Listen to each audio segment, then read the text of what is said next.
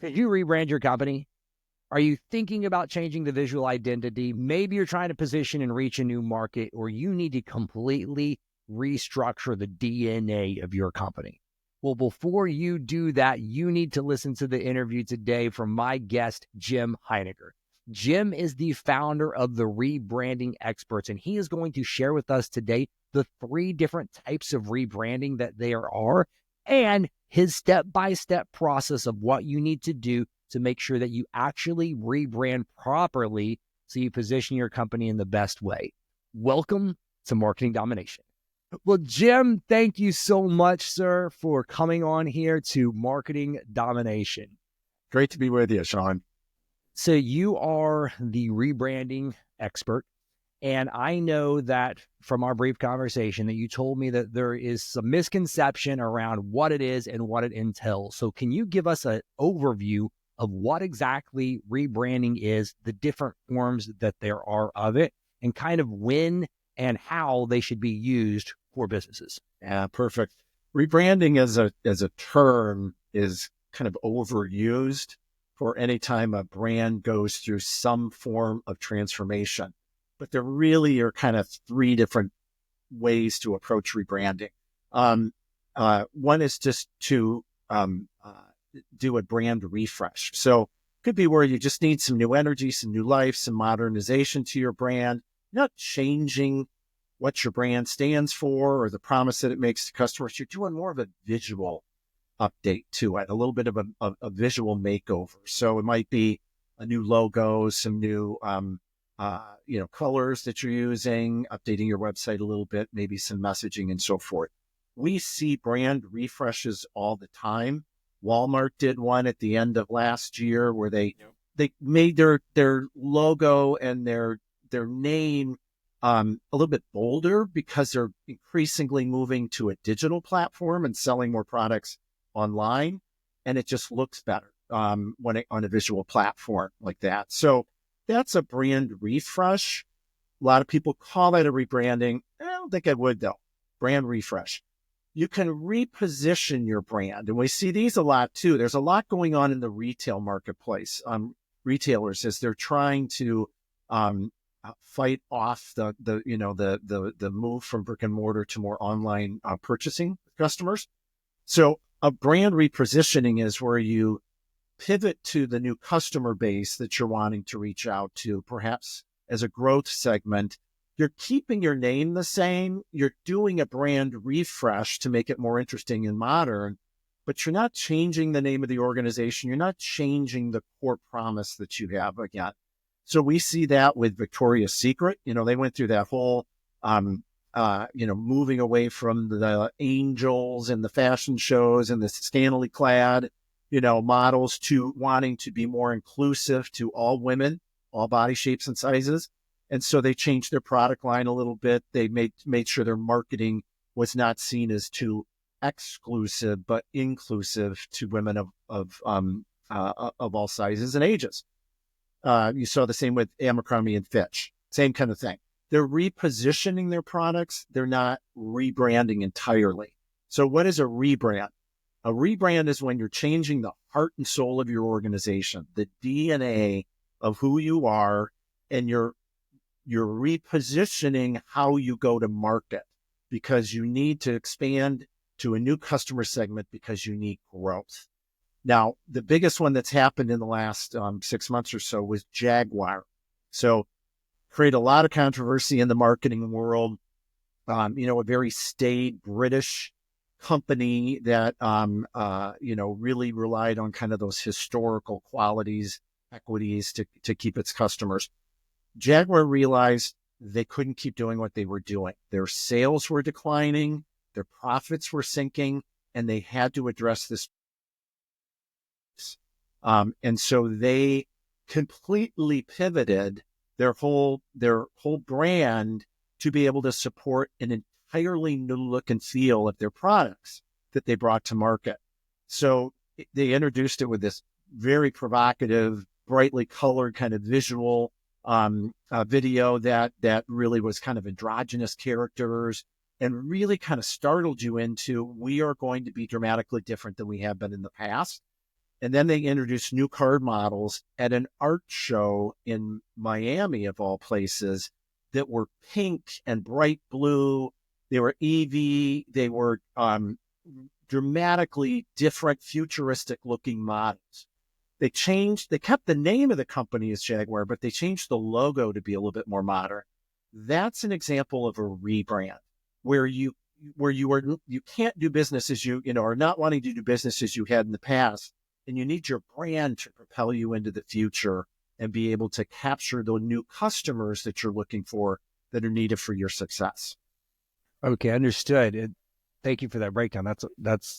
I mean, because that definitely does make it a lot more clear on what it is, because I hear it oftentimes that people will often say, oh, we need to rebrand, or we're going to rebrand. And like you said, that whole rebrand, there's probably very few that should do that. But knowing that there's those three different types of rebranding, from the brand refresh, repositioning, and then the rebrand, with those three things, who should be, in essence, eligible for each one of those things? Who should be considering those, and what are some different factors that would make them even consider this at all? Yeah, we put it into kind of two different buckets. You either need to do this, or you have the desire to seize upon new opportunities. So oftentimes there's a merger of a company, or you acquire a company and you have to sort through the branding situation. Or your brand is just not working for you anymore. It's really kind of an anchor to your future business success, and you can't grow into new product or new service that you want to offer your customers because they perceive you solely as doing one particular thing. That's when you need to rebrand. What we see that a lot of companies is that desire to seize on new opportunity. They've got a strategic growth plan that really kind of takes off in a different direction, and isn't, kind of demanding that they change the way they go to market, and they want to seize upon that opportunity. So it kind of falls into those two different buckets. Now, for small business owners, one of the things that's really important to keep in mind, and the lessons from rebranding, is try to get your brand right from the start, because a lot of entrepreneurs, you're opening a new business, you're putting out your own shingle. You're more focused on standing up the business and the operations piece of it than you are on branding it. And you kind of take shortcuts on the branding. And you really want to use that point in time to learn from what big brands do and try to model that in what you create for your brand from the very beginning, so that you don't find yourself needing to rebrand down the road because you've kind of outgrown what the way you're originally positioning your business. So, if you do find yourself acquiring a new company, or all of a sudden you realize, oh, I got to change something up because this is not, just not interesting people anymore, then you might consider a rebrand. Even though you're pretty new into business, and smaller in scale, it's still a very viable option for you. Okay, that's great. So let's talk into that a little bit more. So let's say I am a new startup. I've ventured out, starting my own small business and everything. What should I be considering that entails my brand? So two parts with this one. One, what actually makes up your brand, especially as a small local service business? Like, what do I need to have for my brand? And then how do I know if it's right? Like, how long should I be testing this, or what would that process look like to know that, okay, yes, I did it, or no, it is time. Like, that didn't work. We're wrong. We need to refresh or reposition or rebrand. Yeah, that's interesting. We get calls from a lot of professional service firms, like law firms and dentist practices and so forth, that say, I named my company after myself.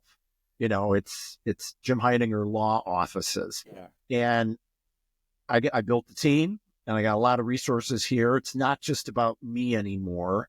I've got associates that I want to bring into the business, and I got an exit strategy someday that when I go to sell this business and it's too late to me personally, it's going to present a little bit of a challenge, perhaps devalue the business, because somebody's going to have to spend time changing the name of it, changing the brand of the organization for the future. So I always, there's always that kind of difficult situation of, do I name it after myself because people know me, I have integrity, I've got credibility in the community, or do I put an aspirational brand on it from the start that's more focused on my customer and the value that we bring to our customers so that it can last longer. It's got more elasticity to allow me to grow than if I pin it to myself.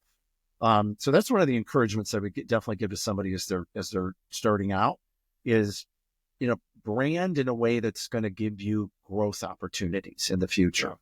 How do you test it? I think you're always got to be taking the pulse of your brand, to make sure that it's relevant to the customers, and one of the ways that you can see the pain point more closely is new customers that are potentially coming in, or you're trying to win their business.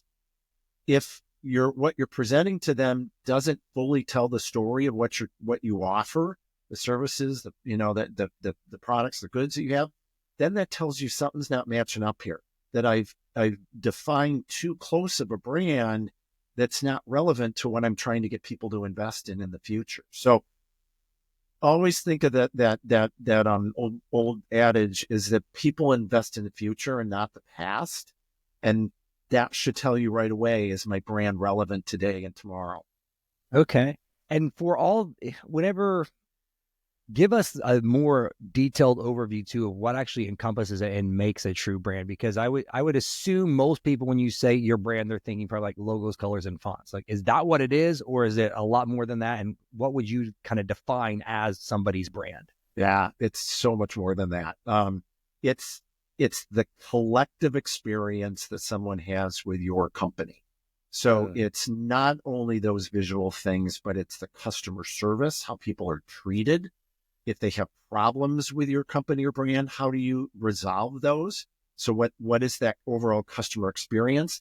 And when they bump into your brand, what are they taking away from it? What's the gut feelings, the emotions that they have when they experience you? So it's the logo is the easy piece.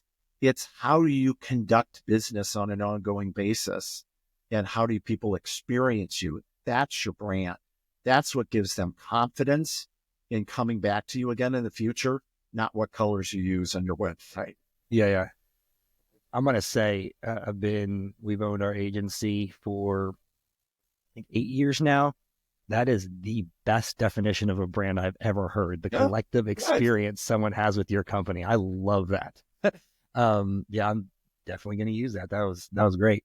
So let's say one of these, a business is going through a rebrand, repositioning, complete, overhaul or whatever level they're doing it. What is kind of the process or steps that you take or you would advise them so that they don't create brand confusion to where people think that it's almost like a customer that is very detached from the brand, that they don't see it as a completely different company, but they kind of like, how do you educate your customers and potential customers along that process so there isn't any brand confusion? Yeah, it's a pretty complicated process. When we launched Rebranding Experts, this is probably about 8 years ago, we have been doing rebrandings under another agency that I own and we were learning a lot through the process, and said, you know what, there's a methodology to this that we have to outline so that it allows the organization to change, not just the brand, because it's not just a superficial makeover, that you're doing.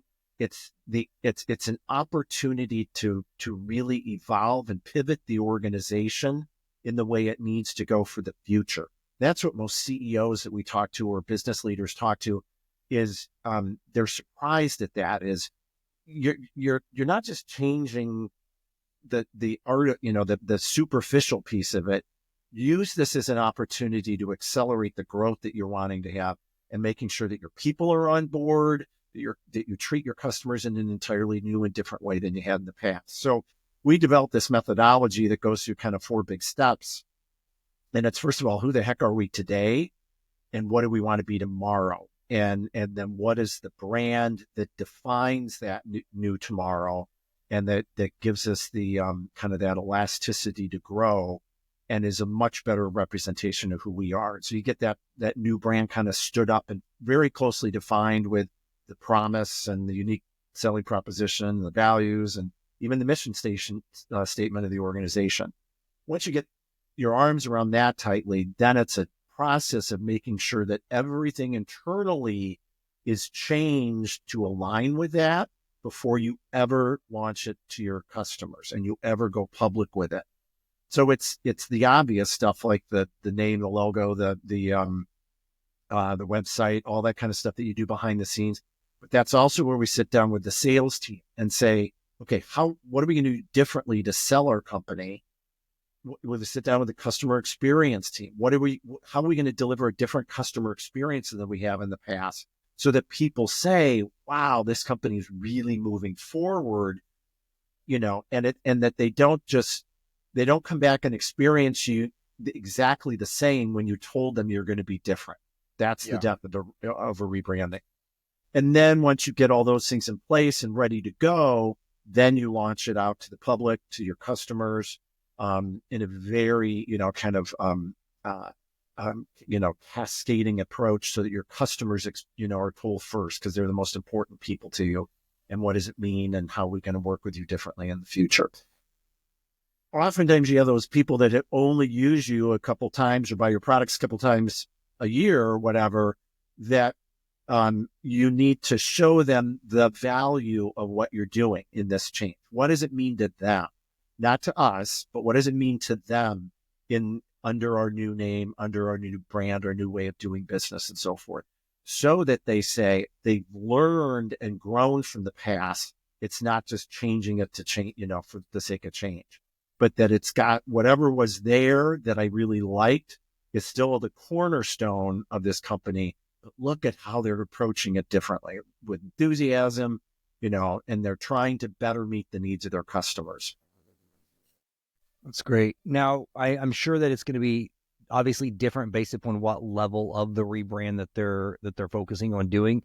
But what does a typical timeline look like for doing something like this? Let's say the pre-op time of almost like we know that this is coming up, so we're going to do it. Then there's the actual, I would say, like launch phase, I'm assuming. And then afterwards, how often do you kind of like keep reminding people about the hey, we were this, now we are this, before you eventually just stop even referring to the old thing anymore? Yeah, it's interesting. It used to take us about 18 months to do a rebrand, to do it thoughtfully, and to before we went to market, having all the ducks in a row, everything ready to go. People are getting a little impatient these days, and that's like been cut in half.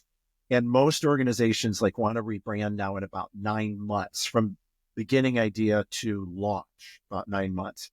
And so that's accelerating everything. And it's really requiring getting the right people at the table, to make sure that we're making the right decisions and building whatever new needs to happen before you go to market. So that new brand creation period is about 3 to 4 months in that 9. And then you spend about 4 months getting out everything behind the scenes ready to go to launch, training your employees on the new brand story, how to answer questions from customers, what are you changing in your customer experience, the way, you go to market and so forth. And then you launch.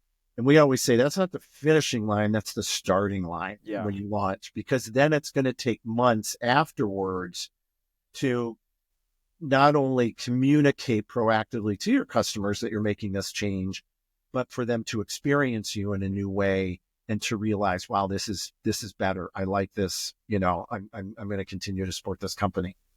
And that could take a good year, that you're telling that story and that you're making sure that you are, stepped up your marketing efforts post-launch to make sure that everybody knows who you are. You're this, you're the company that did this, and that they've experienced in you a way that they're going to continue to be loyal to you. So I'll make it personal for me. So my wife and I, we own several businesses. One of them that we own is a medical clinic, and we've recently had to rebrand due to trademark issues. And the only thing that we really had to change was the name, and it's a completely different name. It went from, one name was originally called Restore You Wellness to WellSpot Functional Medicine. And so, question, you use us as an example, but how often or how long should we keep referring to the old thing to remind people that knew that one because it had been around for a medical practice, had been in community for 5 or 6 years. How should a business like can continue to communicate that, hey, that was us, we're still the same company, just a new name? How long do you keep referring to the old thing before eventually like you just have to go like all in on the new thing You're so all there's in. no more confusion? Yeah. And what it depends upon is how frequently customers use you. And so I'll share as an example. Traditionally, we tell clients for about 6 to 12 months, continue to give them visual clues that, this is new name, formally blank, and have that on your website, have that on your materials, your socials, all that kind of stuff, so that there's a visual reminder to them that you've made this change. We had one company that was it was a B2B company in the linen industry serving high-end resorts. So they sold these, luxurious towels and linens and all that kind of stuff that your top 5-star resorts use. And they said, Jim, we sometimes only get an order once a year from a client. And so if they just ordered from us and we rebrand, it could be a year before they come back to place a new order for towels. We don't want them to think that we've gone out of business or that we're no longer available anymore. And they said, okay, that's how you need to respond to how frequently your customers come back. So they continue to use that transitional language for about 18 months so that any of those customers that came back, didn't feel like they were gone. And that if they went to the old website and it forwarded them to the new one, there was that reminder, hey, we are formally such and such. So it really depends upon how frequently your customers use you. So look at that data and then use that as your kind of guide. You will tend to know when your customers now are calling you by who you are, and anybody that you're marketing to realizes. And so there's a little bit of that kind of gut check as well too. I think we're good to let go of that transition language. Okay, that's great. Now, kind of two more questions here that I have is one would be, let's give another real world scenario here. So a lot of the businesses I work with, they are a service-based business. So something like, let's say, a plumbing company. Let's say one of the things that you were talking about for the reposition would be, let's say they're a plumbing company and they've acquired other territories and stuff. And so they need to reposition to, they're adding completely new services to where they've been known as the best plumbers in this area for, 20 years. And now they've acquired like an HVAC company and they're going to have a completely new line that they're going to market to. How would you kind of coach somebody through that repositioning process? So in that case, the plumbing is going to be too limiting because it's not, it looks awkward to try to sell HVAC when you've called the plumber. So that's where you're going to want to consider renaming the organization to be more higher level home care kind of focused. Gotcha. Okay. And that you're there to meet all these different needs that you have as a homeowner. And then be able to say underneath that, plumbing, HVAC, lawn and garden, whatever the heck else you've added to your portfolio. So that I think would be an opportunity for an actual renaming of the organization. Now, whatever word or name you had before plumbing, maybe there are some good key equities there that you want to keep.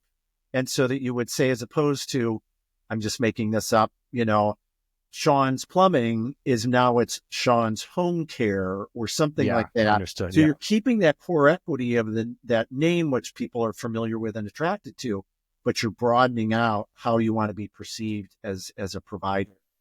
Okay. Yeah, that's great. So rebranding experts, that is your company and your brand. Tell us what your process is. If somebody is a business owner, maybe they're a new company and they're wanting to make sure that the branding is done right, or they're gone through one of these scenarios that you talked about. They're looking for just a visual brand refresh. They're looking to attract a different audience, or man, they're just completely changing the DNA of who they are. What is the rebranding experts process that you take a company through and your framework for getting these results?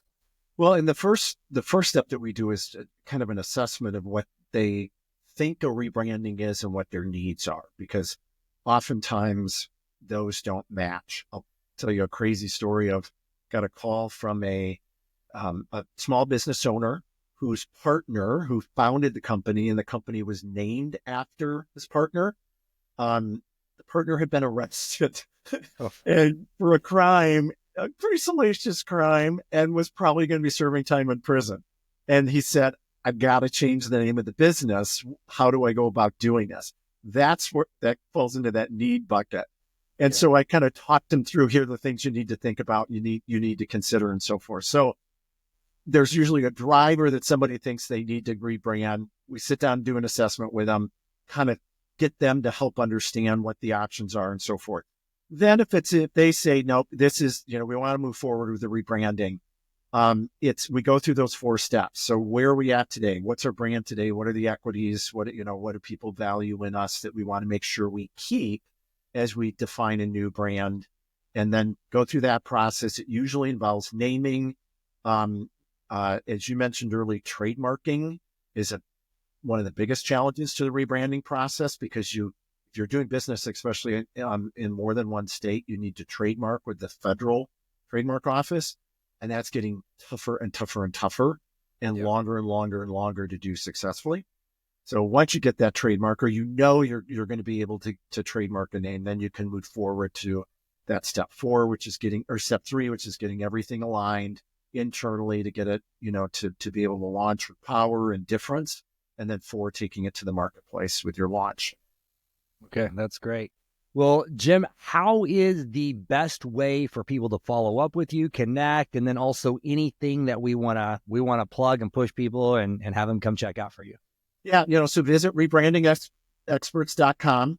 And email is jim@rebrandingexperts.com. We have a lot of content on our website, lots of things to know about rebranding. I write pretty regularly for Forbes.com. And there's 20 plus articles on there that you can read about different kind of rebranding scenarios. And we offer that assessment, so you can link on there to get a free assessment. We'll have a conversation with you, offer advice. Do you really need to rebrand? Should you just refresh? What's entailed with that? What kind of, what you should expect to spend on something like that, so that people are making the right decision from the start in terms of what they want to do. Follow us on the socials too. Awesome. All right. So rebrandingexperts.com. Jim, thank you so much for your time, sir. And I appreciate you sharing your expertise with our audience. Great. Thanks for having me on, Sean.